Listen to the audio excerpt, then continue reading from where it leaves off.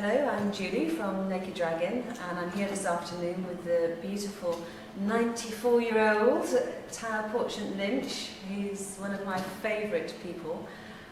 It's wonderful to have you back here at Naked Dragon, Tao.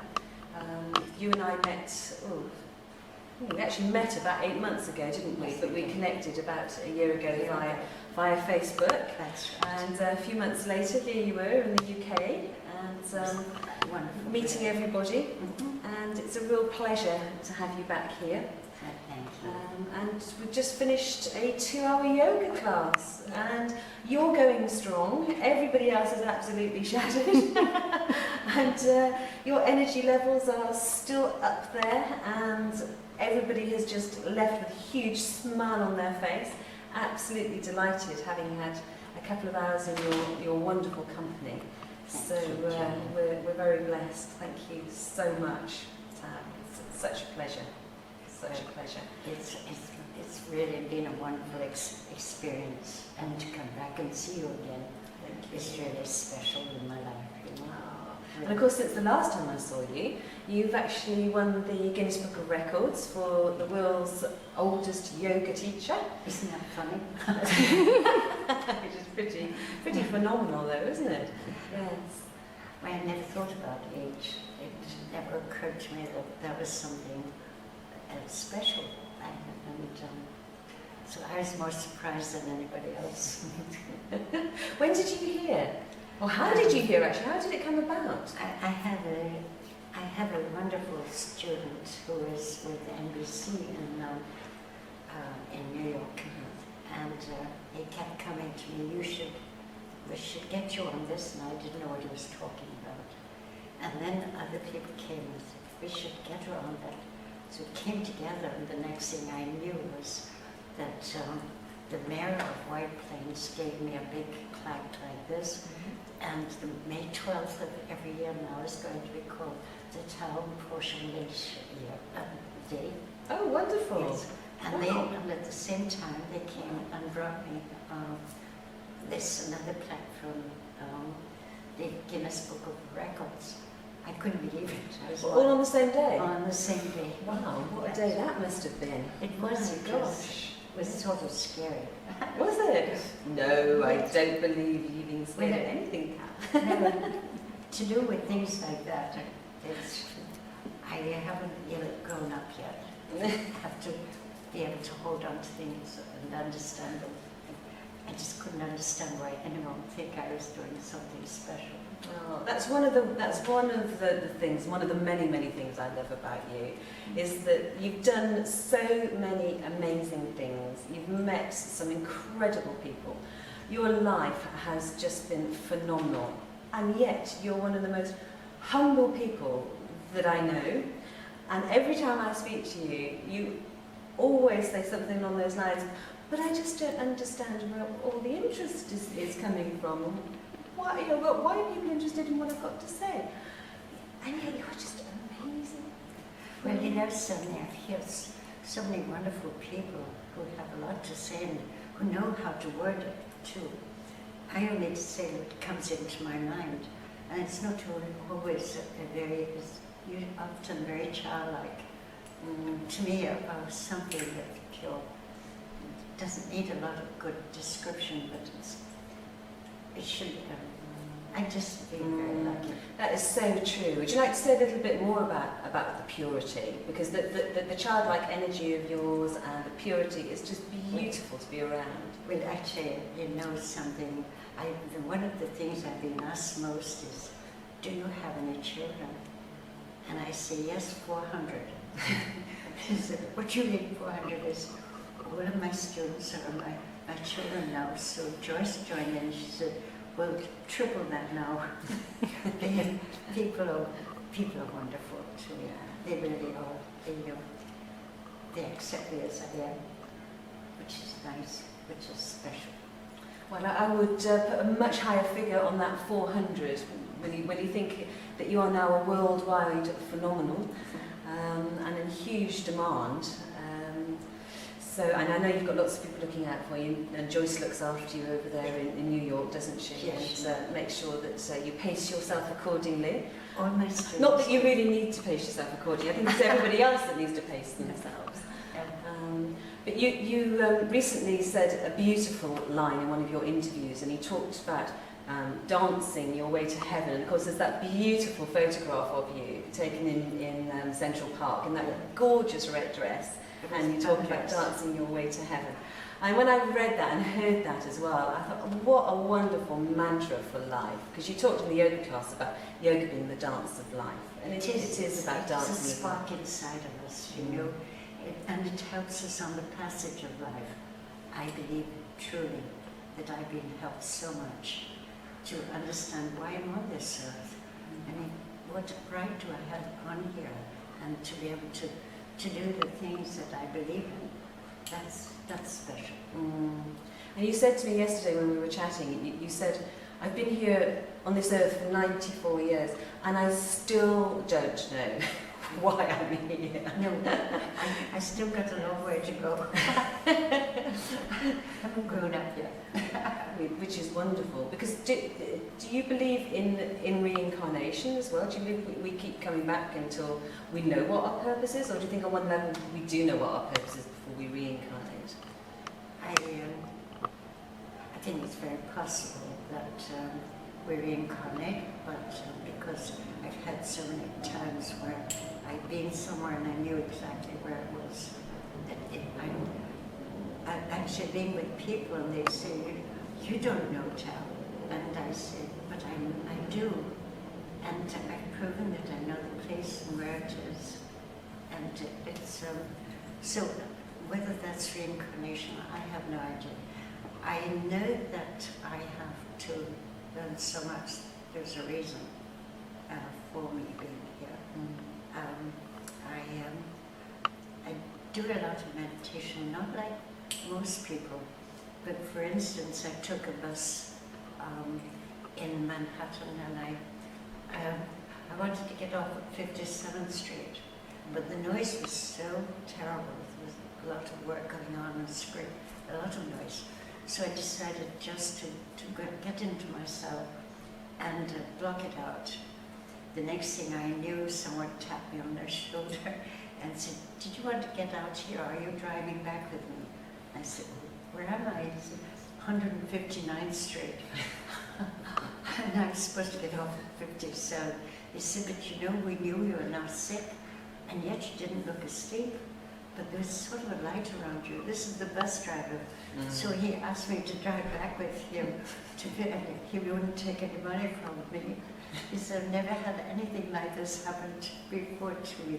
He said, I would have put somebody off the bus, but it wasn't the same with you. So he said, I just let you stay there. Bathing in your light, by the sound of it. It was funny. Yes, Isn't it? Nice view. Beautiful story. Shows how nice people are in the world. Yes, and if you look for the goodness, then Yes. that's what you will see being reflected Absolutely. back to you. Don't let any fear come into your life, you know, and don't procrastinate. Don't put off tomorrow. If you do something that you believe in, it may not turn out exactly the way you think, but it's usually better. Yes. Usually yes. better than what you wanted. So, to me, I have a lot to learn, and I'm still learning, and hoping that I do the right thing. Just take one step.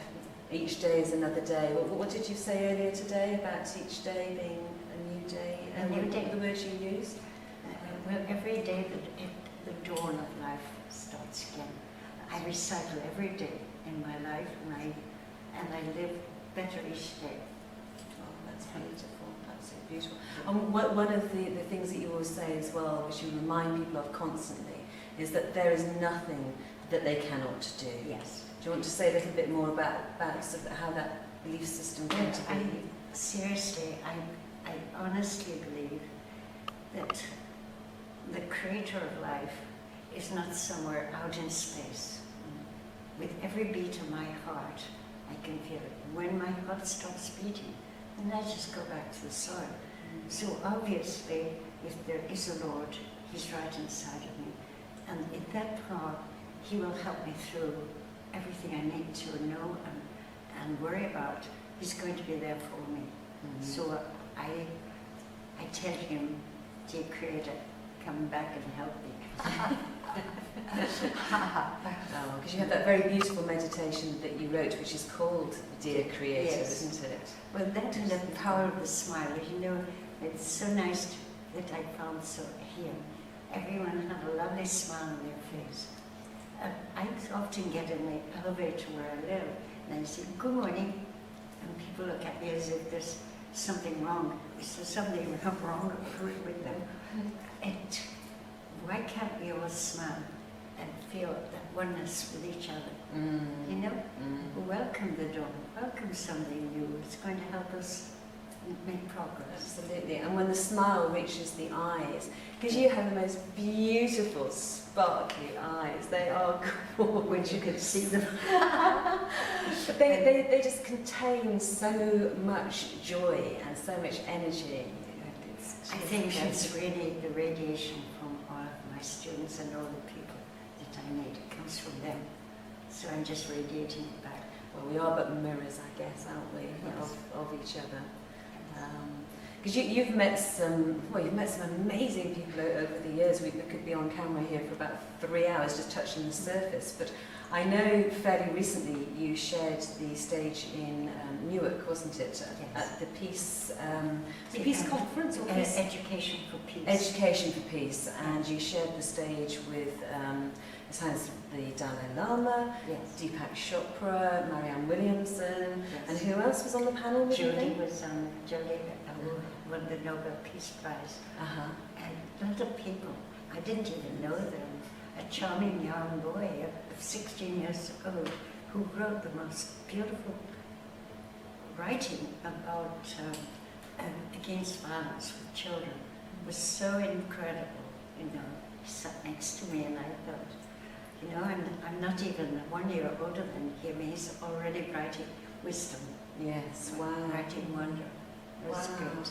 How lovely. So there was you sitting there, you would have been 93 at the time, Yes. 93 years younger, Yes. sitting next to this 16-year-old, and energetically, And next door you were was there, Chopra. and next door was, forget about Deepak, you know, we'll focus on this beautiful 16-year-old boy as well. And the Dalai Lama with a big smile on his face. He was having as much fun as we were. That's It was really kind of beautiful. He was absolutely a charming person. Was that the first time that you'd met him as well? Yes. Wow, Yes. wow. I've known his the person who's at their place in India, you know, and a nice young man, only 25 years old, that the Chinese took prison when he was only 3 years old. Wow. And he sat there with a big smile, just like the Dalai Lama. Big smile, and someone there to really help him if he needed anything with English, and he didn't need anybody.